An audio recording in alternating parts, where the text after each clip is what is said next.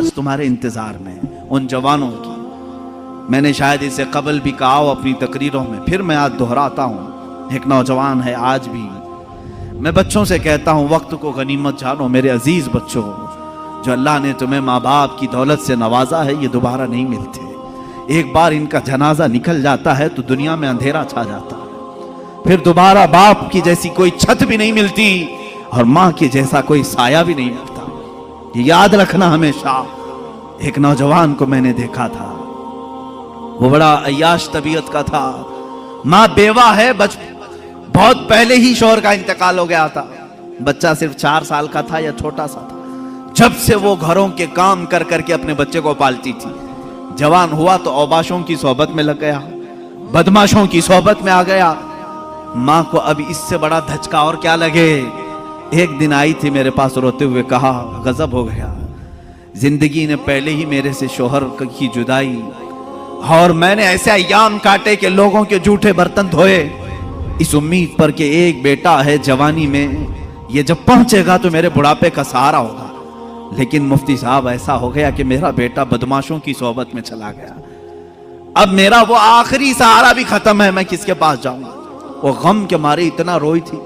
मैं जब भी आज याद करता हूं उस खातून को तो मुझे तन्हाई में रोना आता है। मैं जितनी कोशिश हो सकी, मैं कोई बहुत बड़ा मुअस्सिर आदमी नहीं हूं, एक छोटा तालिब इल्म। सोचा कि उस नौजवान बच्चे को बुलाऊं, उसके साथ मैंने थोड़ा वक्त गुजारा, उसे समझाया तेरी माँ की कदर और कीमत क्या है। वो एक बेवा है, एक बेवा है। वो 4 औरतों के साथ बैठने में शर्म करती है। क्या तू अपनी माँ के साथ वक्त नहीं बिताता?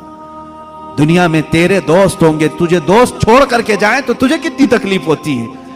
तू सोच अपनी माँ को, उसके तो कोई दोस्त नहीं और उसका बेटा भी उसको रात अकेला छोड़कर जाता है। वो रोया मेरे पास, कहा कि हजरत मैं वादा करता हूं अपनी माँ के लिए मैं काम करूंगा।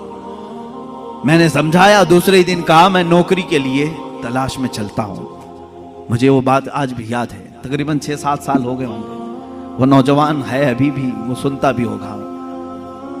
उसने कहा अम्मा से मैं कहता हूं मैं नौकरी करता हूं। माँ उस दिन बड़ी खुश हुई, कहा हजरत आपने मेरे बच्चे को सीधे रास्ते पर लाने में बड़ी मेरी मदद की है। बस जिंदगी की एक ही ख्वाहिश रह गई है कि मैं अपने बेटे की कमाई खा लूं। मेरा बेटा कमा करके लाया हो, मैं वो खा लूं। जिंदगी भर लोगों के जूठे बर्तन धो धो करके बच्चे को पाला है, एक बार मेरा बेटा खिलाए मुझे। वो इस आस में रही। वो बेंगलुरु या कहीं किसी इलाके में नौकरी पर गया। महीना गुजरा था, तनख्वाह आई उसकी। उसने कहा तनख्वाह संभाल कर, पहली तनख्वाह मैं अपनी माँ को लेके जाता हूँ। वो पूरा अपनी तनख्वाह, अपनी सैलरी लेकर के गांव पहुंचा था। उसे पता ही नहीं था उसके घर के पास भीड़ जमा हुई थी। जब उसने देखा तो लोगों ने कहा कि तेरी माँ का रात में इंतकाल हो चुका।